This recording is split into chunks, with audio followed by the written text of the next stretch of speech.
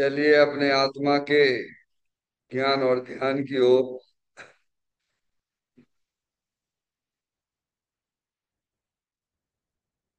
अपने चंचल मन को एवं चंचल उपयोग को स्थिर करने के लिए जिनवाणी माता के माध्यम से अपनी वर्तमान ज्ञान की पर्याय में सम्यक वेद ज्ञान उत्पन्न करते हुए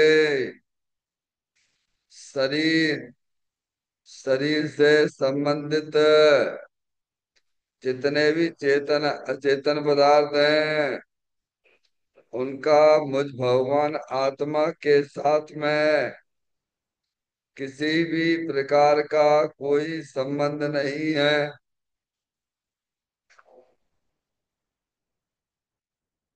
इस प्रकार समस्त पर पदार्थों में अपने संबंध की वृत्ति को छोड़ते हुए अंदर में जो अखंड ज्ञान ज्योति स्वरूप भगवान आत्मा है उसमें ही वर्तमान पर्याय का संबंध जोड़ते हुए कि मेरा यह भगवान आत्मा सदा काल शरीर आदिक पर पदार्थों से भिन्न एकमात्र अखंड ज्ञान ज्योति स्वरूप है। ऐसा अपने आप को जानो और ऐसा ही अनुभव करो कि वर्तमान में ही मेरा यह भगवान आत्मा शरीर आदिक पर पदार्थों से भिन्न एकमात्र अखंड ज्ञान ज्योति स्वरूप ही है।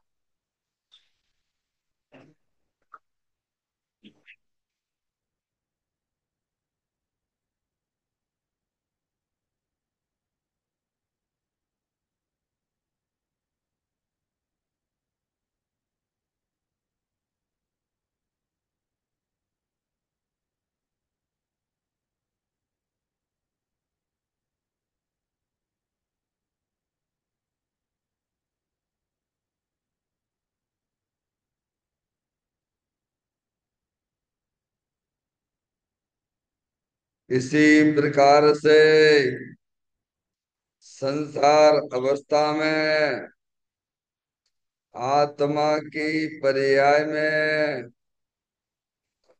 जो विविध प्रकार की पुण्य पाप के परिणाम दिखाई देते हैं वे समस्त परिणाम पर द्रव्यों की लक्ष्य से होने वाले भाव हैं।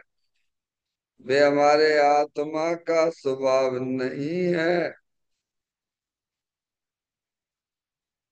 ऐसे समस्त रागादिक परिणामों में एकत्व बुद्धि ममत बुद्धि कर्तृत्व बुद्धि भोक्तृत्व बुद्धि तथा उन रागादिक परिणामों की ज्ञाता बुद्धि को भी छोड़ते हुए अंदर में जो अखंड ज्ञान ज्योति स्वरूप भगवान आत्मा है जो कि सदा काल शरीर रागादिकों से भी भिन्न एकमात्र पूर्ण वितराग आनंद मूर्ति स्वरूप है। ऐसा अपने आप को जानो और ऐसा ही अनुभव करो कि वर्तमान में ही मेरा यह भगवान आत्मा शरीर रागादिकों से भी भिन्न एकमात्र पूर्ण निराकुलता स्वरूप वाला है।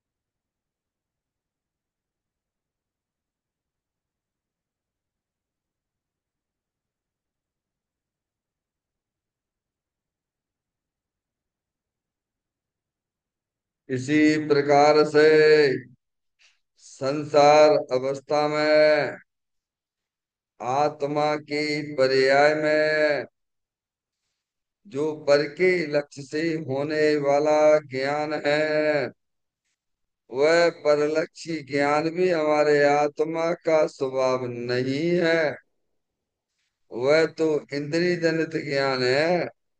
इस प्रकार शरीर रागादि और परलक्षी ज्ञान के पर्यायों से विभिन्न मैं तो एकमात्र अखंड ज्ञान ज्योति स्वरूप भगवान आत्मा हूँ, ऐसा अपने आप को जानो और ऐसा ही अनुभव करो कि वर्तमान में ही मेरा यह भगवान आत्मा शरीर रागादि और खंड खंड ज्ञान की पर्यायों से विभिन्न एकमात्र अखंड ज्ञान ज्योति स्वरूप ही है।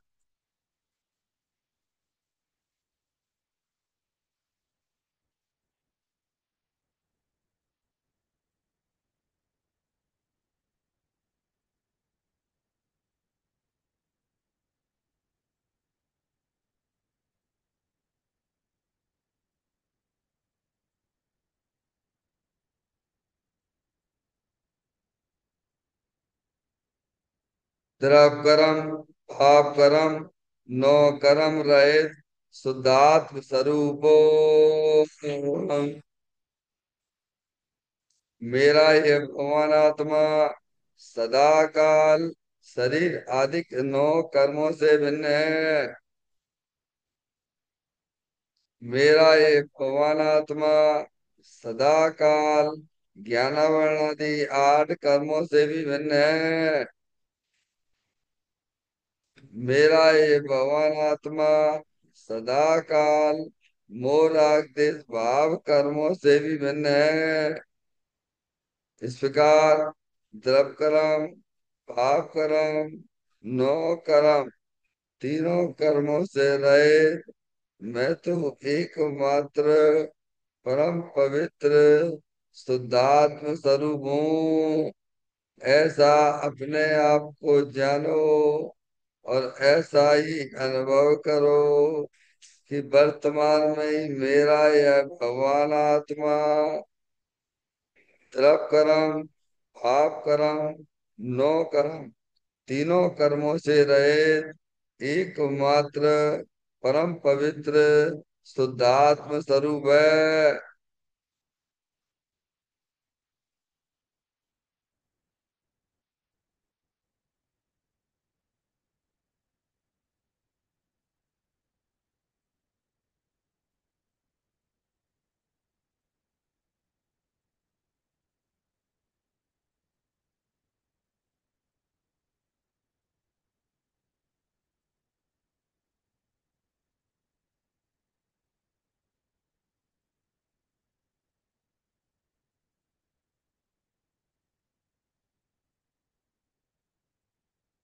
ओ सिद्धेभ्य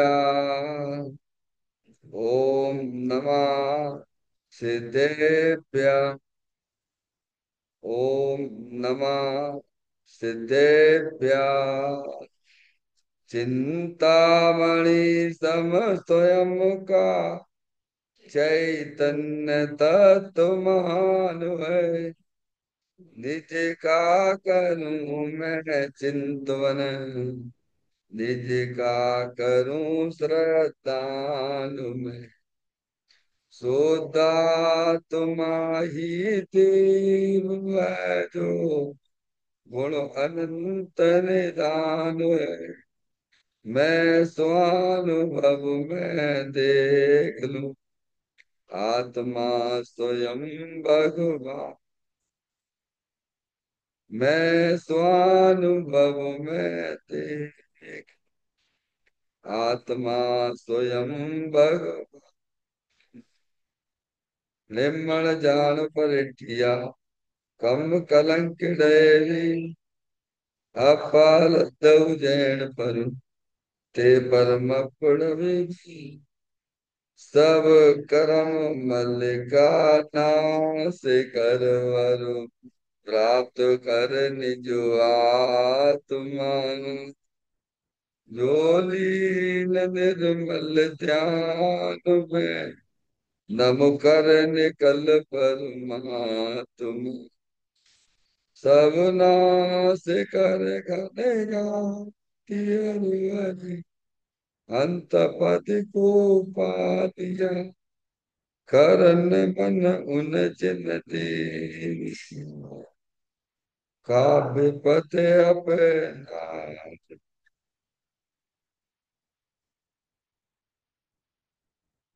श्री योग सार जी नामक परम आध्यात्मिक ग्रंथ स्वाध्याय हेतु में विराजमान है। आज से 1400 वर्ष पहले इस महान पवित्र ग्रंथ की रचना दिगंबर संत योगेंद्र महाराज जी हुए हैं। उन्होंने इस महान पवित्र ग्रंथ की रचना की और उन्होंने इस ग्रंथ का नाम योग सार जी रखा। योग सार जी का सीधा सा अर्थ है मुक्ति के मार्ग में योग का मतलब जोड़ होता है। किसका किसके साथ में जोड़ करना। तो अरिहंत परमात्मा कहते हैं कि अपनी वर्तमान शुद्ध ज्ञान की पर्याय का अंदर में जो अपना त्रिकालिक ध्रुव भगवान आत्मा जो कि सदा काल द्रव कर्म भाव कर्म नो कर्म से रहित एकमात्र अखंड ज्ञान ज्योति स्वरूप है। ऐसे गायक प्रभु परमात्मा में अपनी वर्तमान शुद्ध ज्ञान की पर्याय का संबंध जोड़ने का नाम योग है। जिसे शास्त्रीय भाषा में सम्यक दर्शन सम्यक ज्ञान सम्यक चारित्र्य वाली निर्मल पर्याय पवित्र पर्याय जो अपने आत्मा के आश्रय से प्रकट होती है इसे हम मोक्ष मार्ग कहते हैं। और इसे ही अरिहंत परमात्मा योग सार कहते हैं और इसी का नाम धर्म है। देखिएगा योग सार ग्रंथ के माध्यम से हम और आप यहाँ पर 80वें नंबर की गाथा का स्वाध्याय चल रहा है जिसमें आत्मा के वास्तविक स्वरूप को बताया गया है कि वो आत्म वस्तु कैसी है।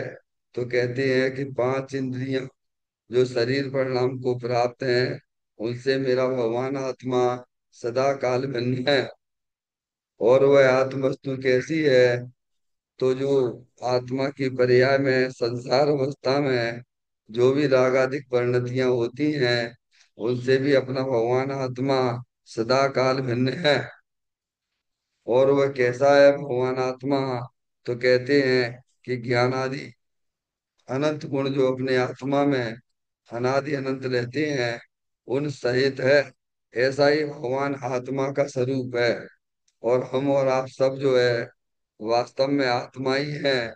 कोई लड़का लड़की नहीं है। देखिएगा गाथा का पाठ करते हुए आगे चर्चा करते हैं। जो दस रहित दस सहित एवं दस गुणों से सहित हो तुम उसे जानो आत्मा और उसी में नित रते रहो। ऐसे भगवान आत्मा को माँ जलमाड़ी माता के द्वारा परिचय करके उसे निरंतर अपने ज्ञान का ध्येय बनाते हुए आनंद में रहने का उपदेश दिया जा रहा है। क्या है इस गाथा में हमें क्या सिखलाया जा रहा है। एक तो आत्मा के वास्तविक स्वरूप को बताया क्योंकि आप सब हम आत्मा हैं। ऐसे आत्मा को आप अपने ज्ञान में निर्णय करना उसे अपनी श्रद्धा का श्रद्धेय बनाना और फिर जो है ऐसे भगवान आत्मा को अपने ज्ञान का ध्येय बनाते हुए निरंतर अतीन्द्रिय आनंद में रहना यही वास्तव में प्रत्येक व्यक्ति प्रत्येक जीव का कर्तव्य है। क्या है कि वह अपने आप को पहचाने कि वो कौन है और पहचान करके फिर निरंतर अपने आत्मा का आनंद लूटते रहिए। यही वास्तव में अरिहंत परमात्मा और दिगंबर संतों का उपदेश है। देखें आप चर्चा में पेज नंबर 142 पे चर्चा है अपनी।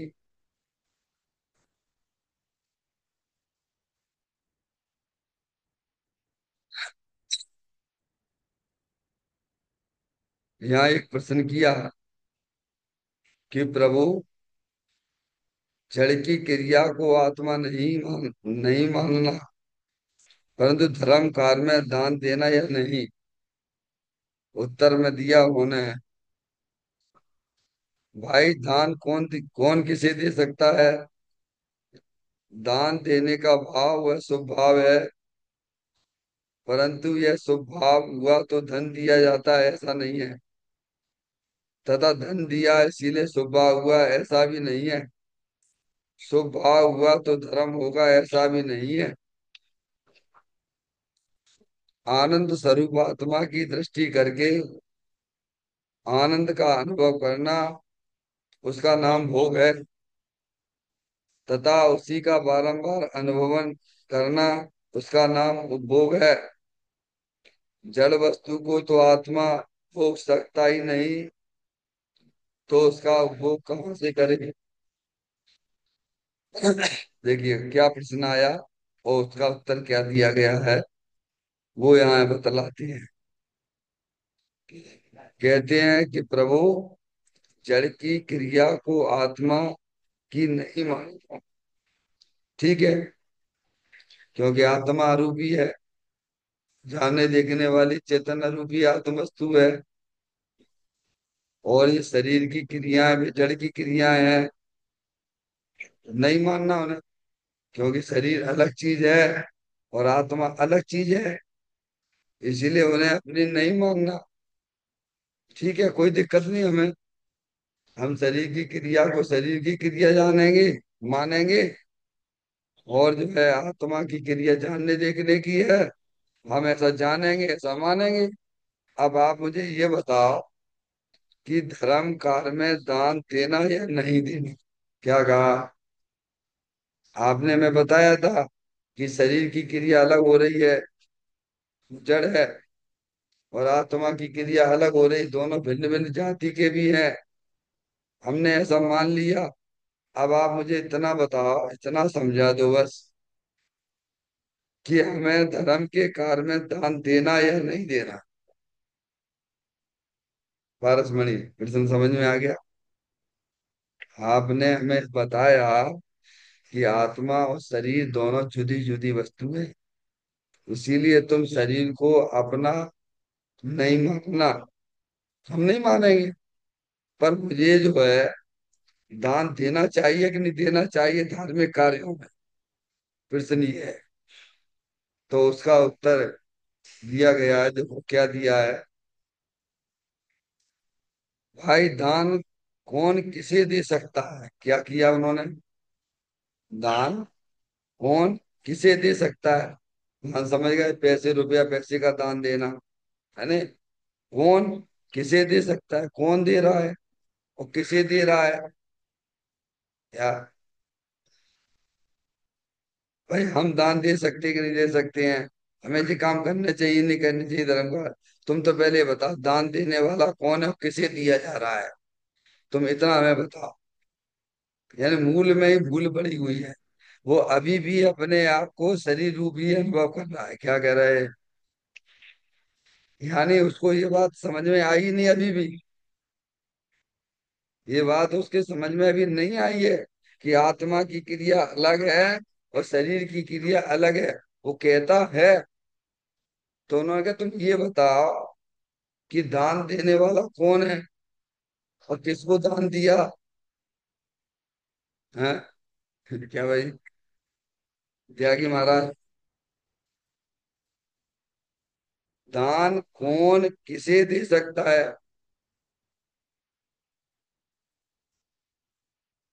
भाई जगत में तो एक तरफ दूसरे तरफ का कुछ कर ही नहीं सकता है, देने लेने की कोई व्यवस्था ही नहीं है।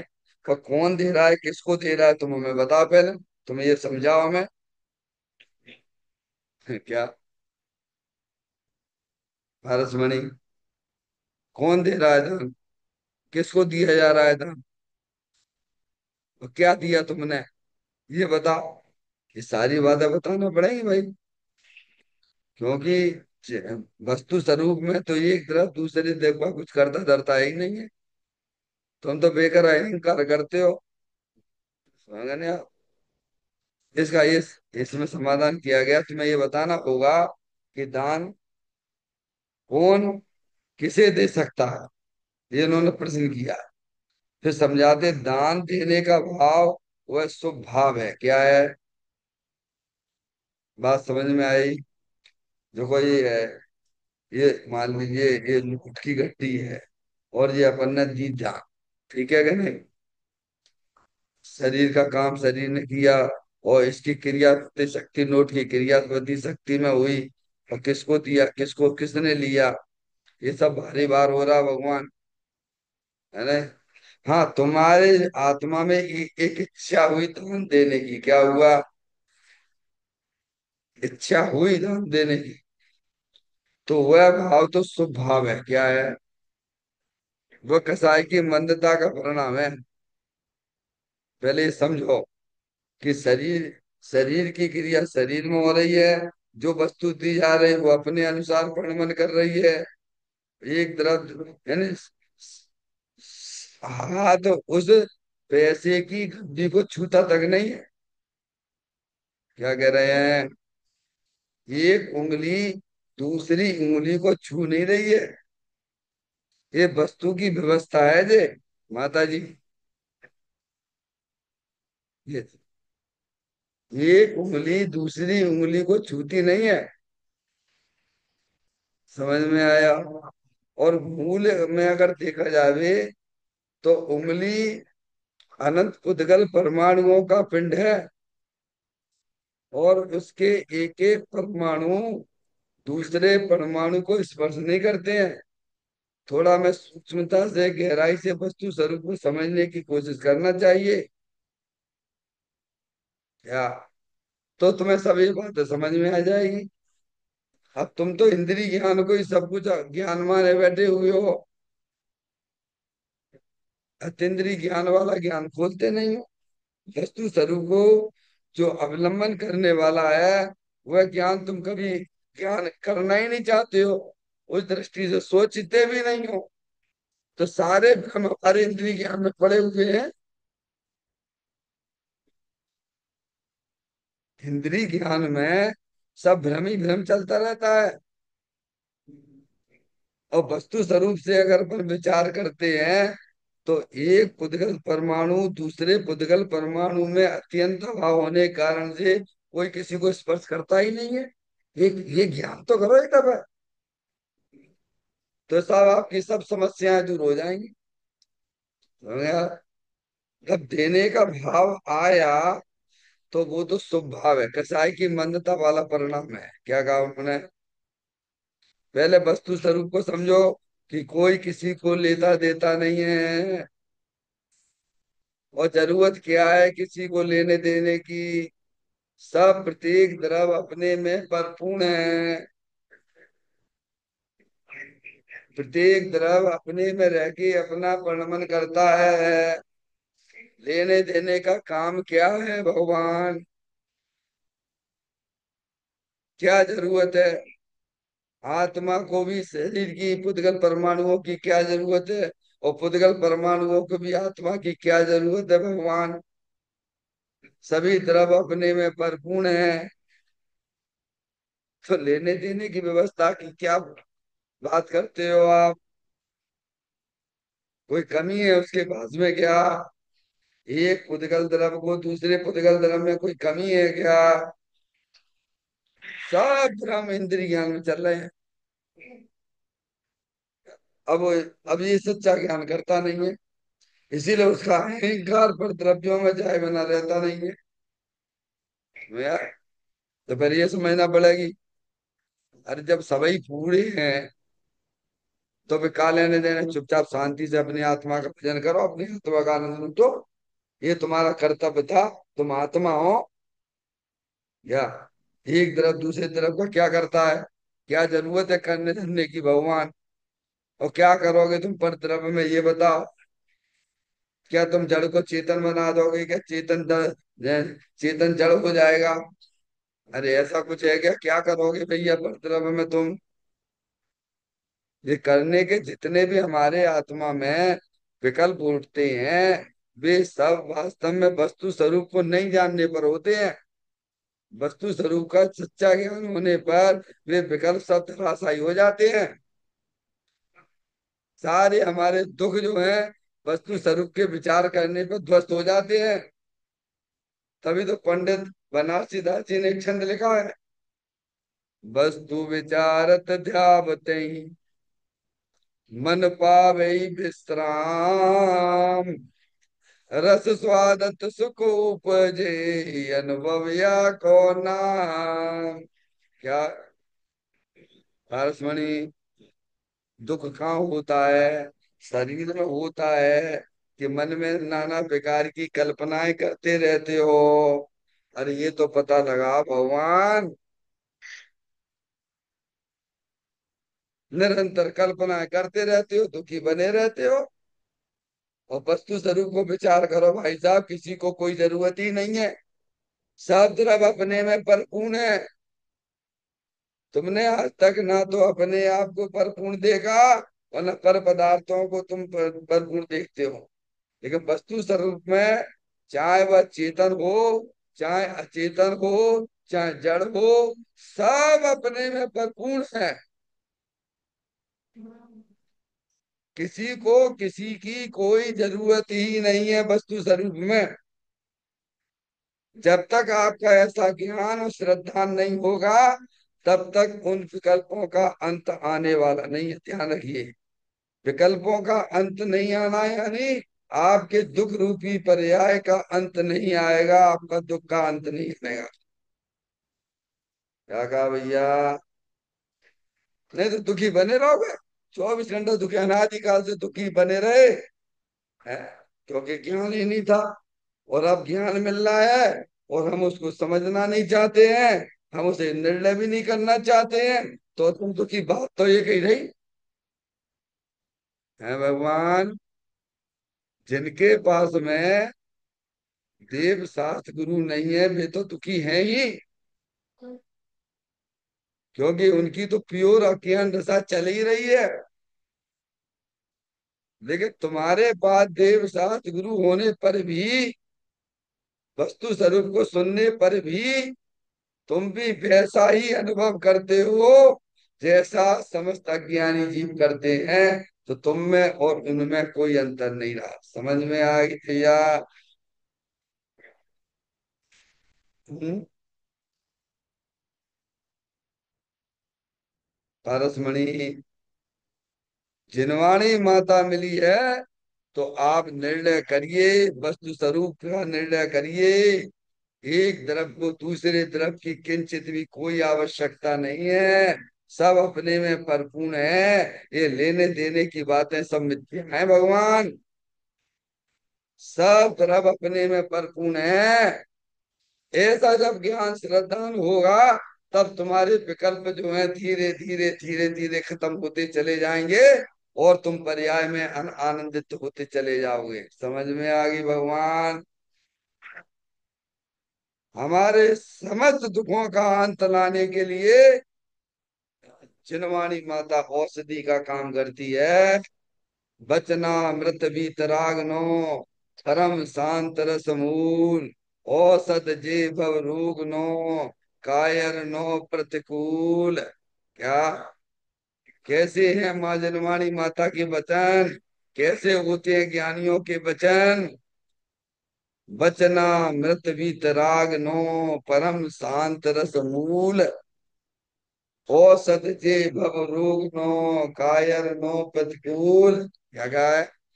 जनवाणी माता के वचन वस्तु स्वरूप को बताने वाले होते हैं। जो भव्य जीव होते हैं वे उनको सुनते हैं, अपने ज्ञान श्रद्धा में लाते हैं। उन्हें ये वचन अमृत के समान काम करते हैं। जो 5 इंद्रियों के गुलाम हैं, उनको जिनवाणी माता के वचन क्या प्रतिकूल भाषित होते हैं। क्या कह रहे हैं भगवान? अब देख लेना। पांच विषयों में जो तीन है वो कार हैं। कायर तो है ही। अरे जड़ पे झुके जा रहे हो भगवान, तुम में क्या कमी है? एक बार तुम विचार तो करो। तुम अपने में पूरे हो, ज्ञानानंद स्वभावी हो भगवान। बोलते हो, अनुभव नहीं करते हो। मैं ज्ञानानंद स्वभावी हूँ, मैं ज्ञानानंद स्वभावी हूँ। मैं हूँ अपने में स्वयं पूर्ण, पर की मुझ में कुछ गंध नहीं। मैं अरस अरूपी अस्पर्शी, पर से कुछ भी संबंध नहीं। अब आप बोलते हो, बोलने का काम तो भाषा वर्णना का है भगवान। तुम उसका भाव समझो। तुम अपने आप को ज्ञानानंद स्वरूप रूप से अनुभव करो। समझ में आए भैया? बोलने का काम जड़ की क्रिया है। भाव कैसे भाव समझ में आता है? आपको पानी बोले तो पानी समझ में आता है कि नहीं आता है? पानी शब्द है, वाचक है। और आपको तुरंत उस वस्तु पे आपका ज्ञान काम करता है कि नहीं करता है? शब्द वाचक और वस्तु वाचक। क्या? शक्कर, इमली, ये है शब्द। अब उस वस्तु पे अपना ज्ञान पहुंच जाना, वाचक पे अपना ज्ञान चला जाना, उसको पकड़े। अब यही है, मैं ज्ञानानंद स्वभावी हूँ। ऐसा जब आप बोल रहे हैं, तब आपके ज्ञान में वो ज्ञानानंद स्वभावी वस्तु पकड़ में आती है कि नहीं आती है? अगर आपने ज्ञानानंद स्वरूपी वस्तु का वाच्य बना लिया, ज्ञान का ये बना लिया, तो तुम्हारा कल्याण हो गया। कि भगवान से ना पूछना, भगवान का ही संदेश है ये।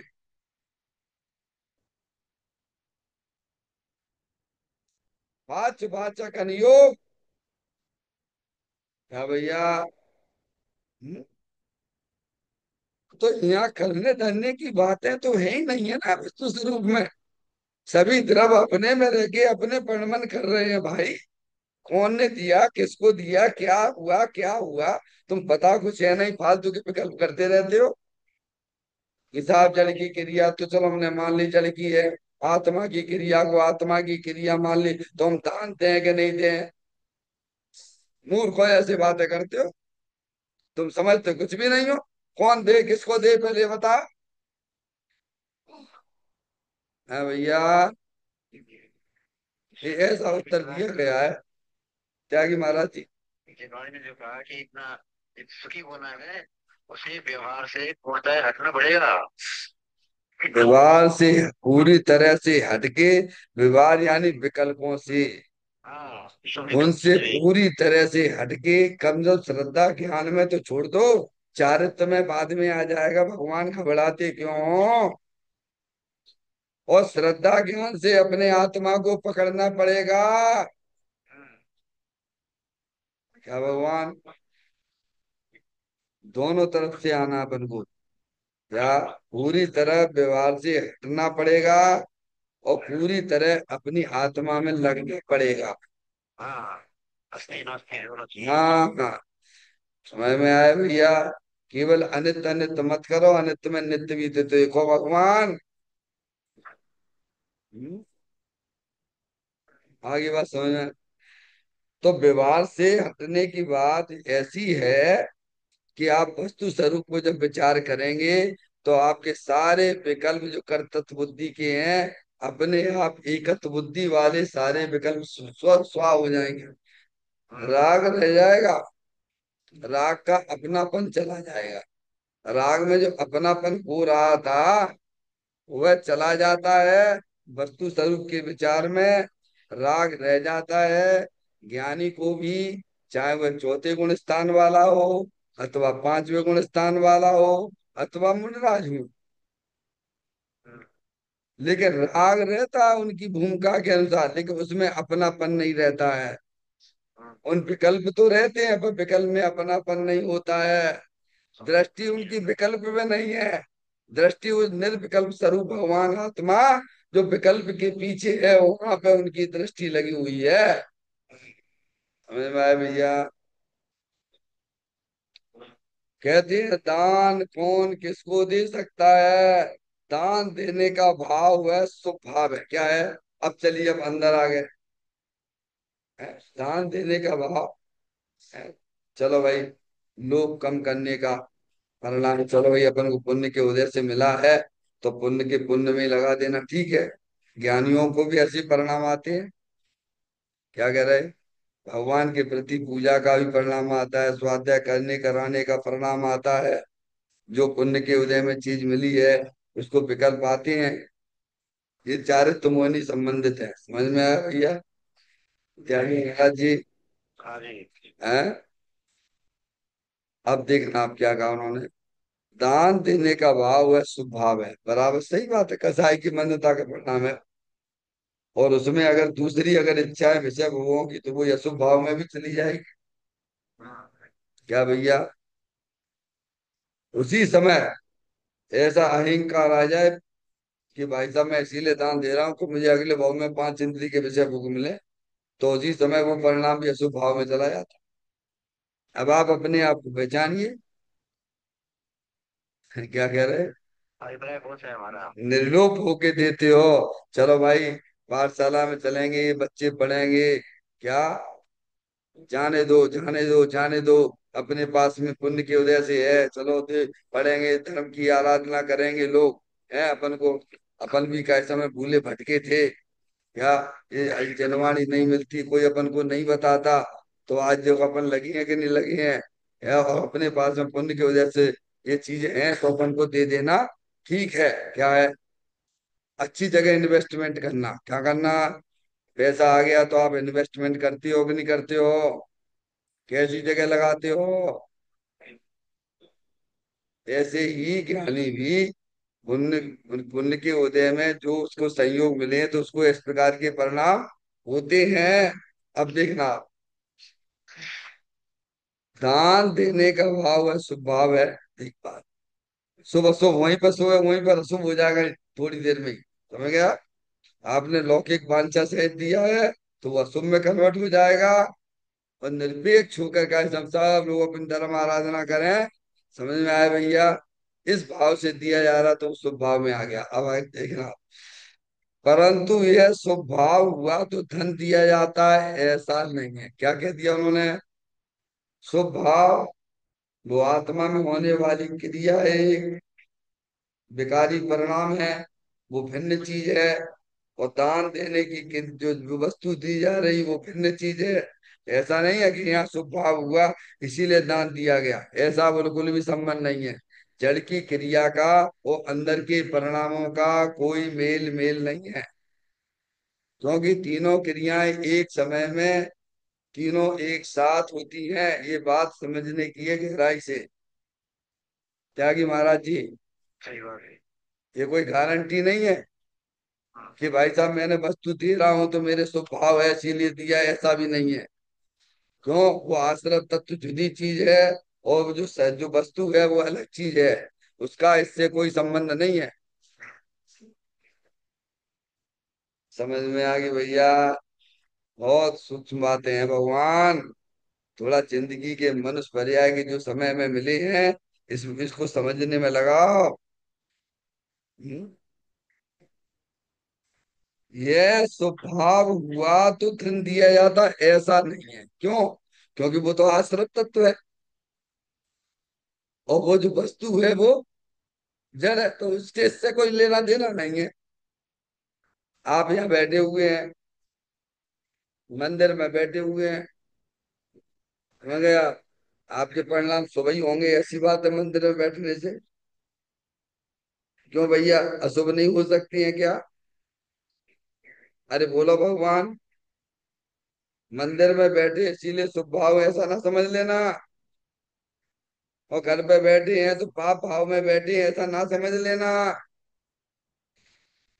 पर चित्त से अंदर के परिणामों का कोई लेना देना नहीं है। पर क्षेत्र तो परिक्षेत्र है, आत्मा के भाव एक अलग चीज है। इन बातों को हमें समझना पड़ेगा गहराई से। इसे निरंतर हम क्या लगे रहते हैं, पारसमणि? चलो चलो मंदिर, चलो मंदिर, चलो मंदिर, चलो।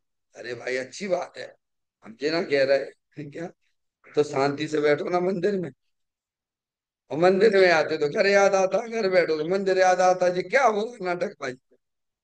क्या, मैं कौन हूँ, आया कहाँ से, और मेरा रूप क्या, संबंध दुख में कौन है, स्वीकृत करूं पर यार क्या। क्या, ये चारित्र कैसे बन रहा है, कभी विचार नहीं करता जी। जब तक मोह का संबंध नहीं छूटा है तो नाटक भी चलता ही रहेगा ना। चलता रहेगा तो छोड़ेगा कौन, छोड़ो, छोड़ना पड़ेगा। हम्म। मोह का संबंध बुद्धिपूर्वक छोड़ना पड़ेगा। हाँ। क्या, बुद्धिपूर्वक पकड़ा है तो बुद्धिपूर्वक छोड़ना भी पड़ेगा। हम्म। यह बात ये की जा रही है, बताई जा रही है कि स्वभाव हुआ तो धन दिया जाता है, ऐसा नहीं है। मैंने दूसरा दृष्टांत दिया, आप यहाँ बैठे हुए हो, जरूरी है आपके शुभ परिणाम हो, गारंटी है क्या, बोलो हो तो बता दीजिए आप। पाप परिणाम भी हो सकते हैं। यहाँ बहुत सारी जीव राशियां हैं, संगी पंचेंद्री, तैं कबूतर वगैरह भी हैं, कि सबको पुण्य बंद रहा होगा, ऐसा है क्या। और बिल्ली भी रहेगी, बिल्ली भी होगी, चूहा भी होंगे यहाँ पे, मंदिर के स्थान भी रहती है, तो उनको सब सुख भाव होता होगा क्या। नहीं, इसका कोई मतलब ही नहीं है। पर वस्तु है, भाव एक अलग चीज है। समझ में आए भैया। वो यहाँ इसको खोला गया है कि स्वभाव हुआ तो धन दिया जाता है, ऐसा बिल्कुल भी नहीं है। वो अलग चीज है, अंदर के परिणाम अलग चीज है, वो वस्तु अलग चीज है, दोनों के परिणाम अलग अलग है। देखा, धन दिया इसीलिए स्वभाव हुआ, ऐसा भी नहीं है क्या। देखो, ज्ञानी होते हैं, वेद ज्ञानी होते हैं, वे स्वभाव के पीछे नहीं घूमते हैं।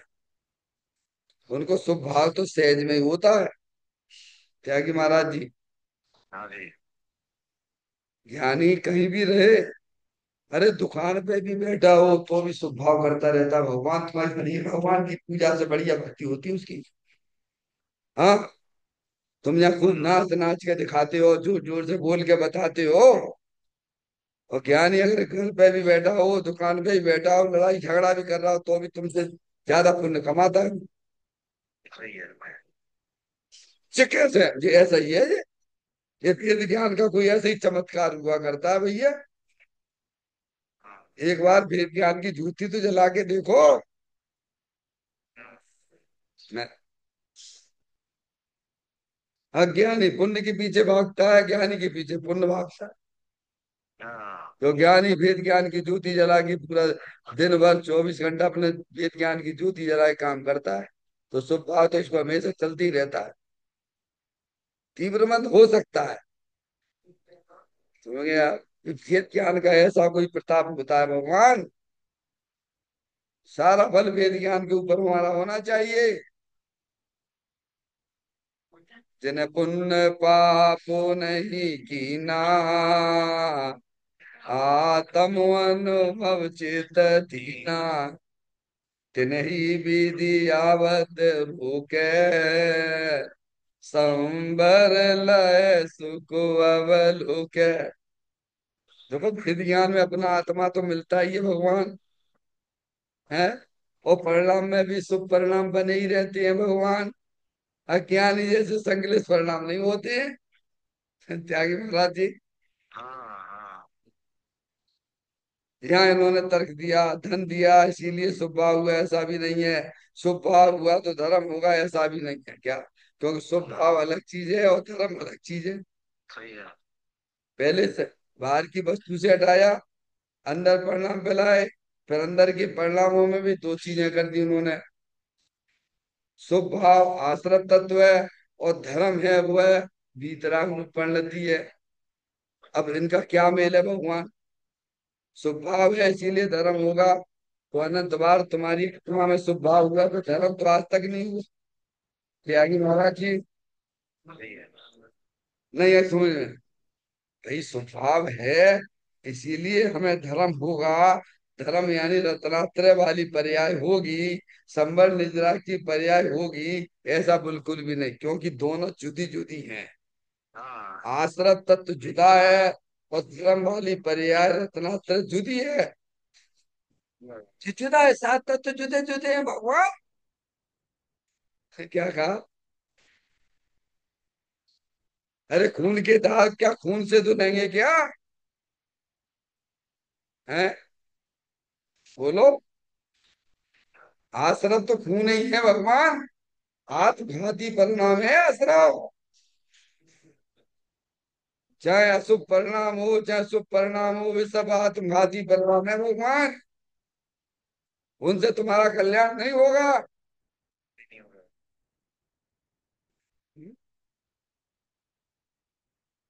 थोड़ा कठिन हो जाता भाई, पर क्या कह रहे, वस्तु स्वरूप ऐसी है। सुनते नहीं है ना, ऐसी बात है। मिलती नहीं है ना सुनने को। धनतेरस। अरे जिनने भगवान की वाणी सुनी, वे जीव धन हो गए भगवान। अब तुमने धनतेरस को लगा लिया धन में। भगवान की अंतिम वाणी थी, जो जीव वहां पे पधारे उन्होंने सुनी, वे धन हो गए। और तुमने धन को कहाँ लगा लिया उठा के? है? सुने वे जीव जिन्होंने महावीर भगवान की अंतिम तीर्थंकर की देशना उन्होंने सुनी, वे जीव धन्य थे। उन्हें भेद ज्ञान की बातें वहां आती थी, वे धन्य हो गए। समझ में आए भैया? हम्म? जो ये मीडिया वाले चल रहे हैं वो भी धन हो रहे हैं। हाँ, जो माँ जनवाणी माता को सुनते वे भी जीव भी धन्य है, क्योंकि ये जिन्हें परमात्मा की वाणी है भगवान। तुमसे ना समझना कि अनिल पंडित जी बोल रहे हैं। समझ में आए क्या? ये माँ जनवाणी माता की बातें हैं ये। तो कहते शुभ भाव हुआ तो धर्म होगा, ऐसा भी नहीं है, क्योंकि दोनों दोनों के लक्षण अलग अलग हैं भगवान। अंदर का शुभ परिणाम आश्रित तत्व है, अशुभ भाव हुआ इसीलिए वीतराग रूप पर्याय होगी, ऐसा बिल्कुल भी नहीं है। शुभ राग की दृष्टि छोड़ोगे, अंदर शुभ राग के पीछे जो वीतराग आनंद स्वरूप भगवान आत्मा विराजमान है, उसकी दृष्टि करोगी तो धर्म होगा। हाँ। जैसे आपको ये सीढ़ियां भगवान के दर्शन करने के लिए छोड़ के आओगे कि वहीं खड़े खड़े करोगे? बोलो। हैं? फिर उस शुभ भाव को भी, उसका भी लक्ष्य छोड़ दीजिए, उन विकल्पों का भी। भगवान कह रहे वो काम क्यों नहीं करते हो भाई? भगवान कह रहे देखो हम तो आनंद आनंद आनंद में रह रहे हैं, और ऐसा ऐसी वस्तु तो तुम्हारे पास में भी है, तो तुम्हें उसका ज्ञान नहीं है। माँ हमारी माता ज्ञान करा रही है, तुम ज्ञान कर लो, और हमारे जैसे तुम भी आनंद में रहो। ये काम करना है। तो कहा कि स्वभाव हो, इसीलिए धर्म होगा ये बिल्कुल, क्योंकि वो आश्रित तत्व है, और धर्म जो है वो रत्नात्रय रूप है। समझ में आ गई बात? दोनों बात है। फिर देखिए आप। अब कहते हैं आनंद स्वरूप आत्मा की दृष्टि करके आनंद का अनुभव करना, उसका नाम भोग है। अब ये कब करोगे भगवान? हैं? आज तो बंदना मजा आएगा, तुम्हें गुलाब जामुन बनाएगा। अब गुलाब जामुन को तू छू सकता नहीं है, और कल्पना करता कि मैंने गुलाब जामुन का भोग किया। क्या? वे कह रहे तू इसमें क्यों पीछे पड़ा हुआ, पंचेंद्री के विषयों की तरफ क्यों देखता रहता है भगवान? तेरा भगवान आत्मा तो अतीन्द्रिय आनंद स्वरूप है, सुख शांति के भंडार स्वरूप वस्तु है। उसकी दृष्टि करना, आनंद का भोग करना भगवान, जो तुमने अनंत काल में नहीं किया वो करो ना प्रभु। ज्ञानी निरंतर अपने आनंद का भोग करते हैं। ज्ञानी की दृष्टि द्रव्य स्वभाव के ऊपर है, और अज्ञानी की दृष्टि शरीर के ऊपर है, राग के ऊपर है। इसीलिए आनंद स्वरूप भगवान आत्मा का भोग उसका होता नहीं। ज्ञानी ने अपने ज्ञान में, अपने श्रद्धा में, अपनी दृष्टि में शरीर से हटा दी है, राग से हटा दी है, अंदर जो अतीन्द्रिय आनंद स्वरूप भगवान आत्मा है, उस पर दृष्टि की। जब ही जी आत्म जाने, तब ही जी ऐसी सुख ठाने का। तो उपयोग तुम्हारा ले जाना पड़ेगा नहीं भैया। पारसमणि कौन के इंतजार में बैठे कि इनको उपयोग वहां वहां लगा दियो। अगर ऐसी व्यवस्था हो तो भैया भगवान के सामने है, ऐसे नहीं शीर्षासन से खड़े हो जाते हैं। माता जी, सबसे पहला भक्त मैं ही होऊंगा दुनिया में, और ऐसी भक्ति करूंगा भगवान की, शीर्षासन खड़े होके, और हमारा फोटो आ जाएगा। देखो एक सादा नगर के मंदिर में एक ऐसा भक्त है जो शीर्षासन से खड़ा ही रहता 24 घंटा, कि प्रभु आप मेरी पर्याय को मेरे तरफ से लगा दो, बस मुझे और कुछ नहीं चाहिए। बोलो हो जाएगा क्या? अरे बोलो भगवान। भगवान कह रहे, भैया मैंने अपनी खुद लगाई थी पर्याय को द्रव से, तो हमारा आनंद चालू हुआ था। या कोई एक द्रव दूसरे द्रव का करता धरता नहीं है। तू व्यर्थ की कल्पना मत कर। क्या भगवान, अब आशा में मत बैठ जाना, भगवान का भरोसा भी मत करना। त्यागी महाराज जी। हाँ, सुख और आनंद ये अलग है कि एक है? सुख कहो, आनंद कहो, है नहीं, शांति कहो, या सब चारित्र गुण की है। हाँ। समझ गए ना?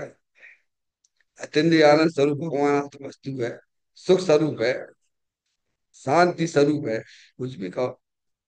हम्म। समझ में देखो क्या है, सुख जो है, अब चूंकि समय नहीं, आपने बीच में प्रश्न कर दिया है। सुख जो है, ये मोहियों की तरफ से दिया गया नाम है। हाँ। क्या? सुख जो है वो मोहियों की तरफ से दिया गया नाम है शास्त्र में। सुख कहते हैं, सु प्लस खा इक्वल टू सुख।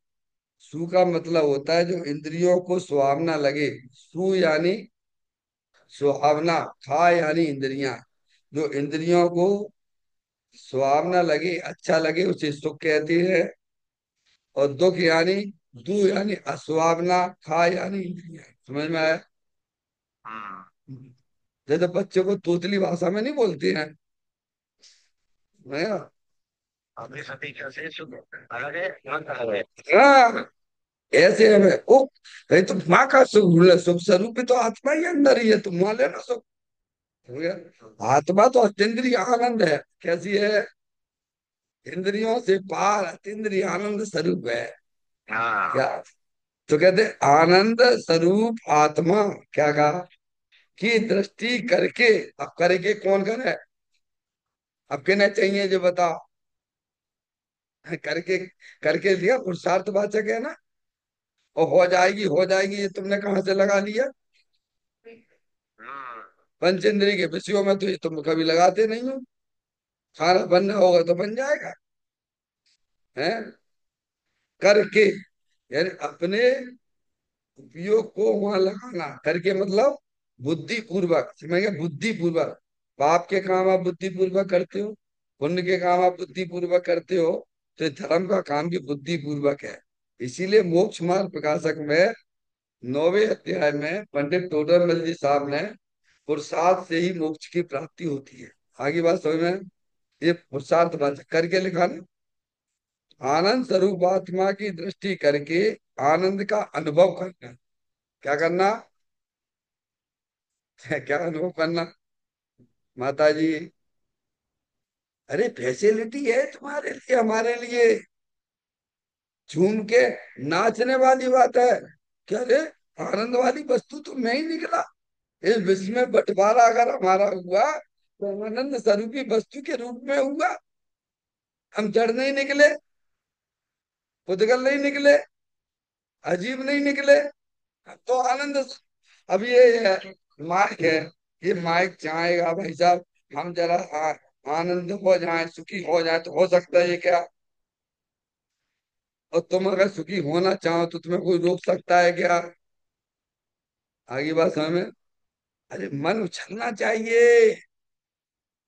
त्यागी महाराज जी है।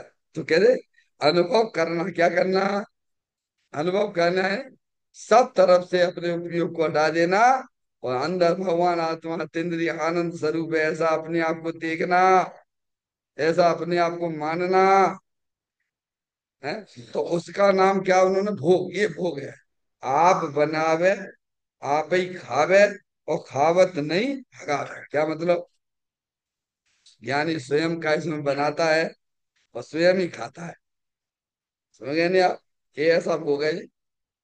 देखो अपने सिद्ध परमात्मा है, अनंत काल तक क्या कर रहे हैं, अपने आत्मा का आनंद का निरंतर भोग कर रहे हैं। हाँ। तो एक बार भोग, एक बार ले आनंद भोग करे तो वो भोग कहलाता है, और उसी का बारंबार अनुभवन करना है। तो अपन यहाँ वही प्रैक्टिस करते हैं, बारंबार बारंबार बारंबार बारंबार ज्ञान हो गया। अब आप क्या करना, अब बारंबार बारंबार करत करत अभ्यास से जड़मत उत सुजान, रस्सी यावत जात से सिल पर पड़े निशान। उसी का बारंबार अनुभवन करना, उसका नाम उपभोग है। समझ गए ना आप।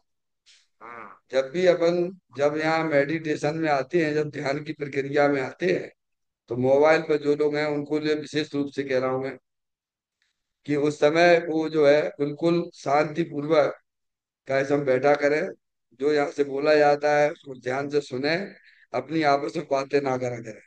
ठीक है क्या नहीं, समझ, बारम्बार इसका अभ्यास करना, क्या करना, ये जिम्मेदारी समझो।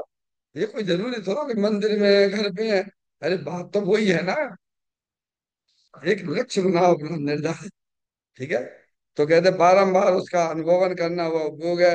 अब कहते जड़ वस्तु को तो आत्मा भोग सकता ही नहीं है, क्योंकि एक द्रव्य का दूसरे द्रव्य में अत्यंता भाव है। और वह भोग, ओके, मैंने रस चखा, मैंने खाना खाया, ये अज्ञानी जीव जो है अहंकार करता है। ज्ञानी कहते हैं कि एक द्रव दूसरे द्रव को छूता ही नहीं, तो तू भोग कहाँ से कर सकता है। तो कहते हैं जड़ वस्तु को तो आत्मा भोग सकता ही नहीं है, तो उसका उपभोग कहाँ से करेगा। समझ में आया। इस प्रकार से बहुत सुंदर चर्चा है, तत्व की महत्वपूर्ण चर्चा है, जिसे हमें अपने ज्ञान का के बनाना चाहिए, हमें अपने श्रद्धा का श्रद्धेय बनाना चाहिए। और आत्मा चेतन आप स्वयं हो, उसका ज्ञान करके निरंतर अपने चेतन भगवान आत्मा का आनंद लूटना, यही वास्तव में वीतराग शब्दों का अरिहंत परमात्मा का एकमात्र उपदेश है। चैतन्य का स्मरण प्रति क्षण करो रे, भव के अनंत दुख को पल में हरो रे, अक्षय अनंत निज शोक निदान पाओ, गाओ अरे नितैसी के गीत गाओ, गाओ अरे नितैसी के गीत गाओ। 9 बार नमोकार मंत्र का स्मरण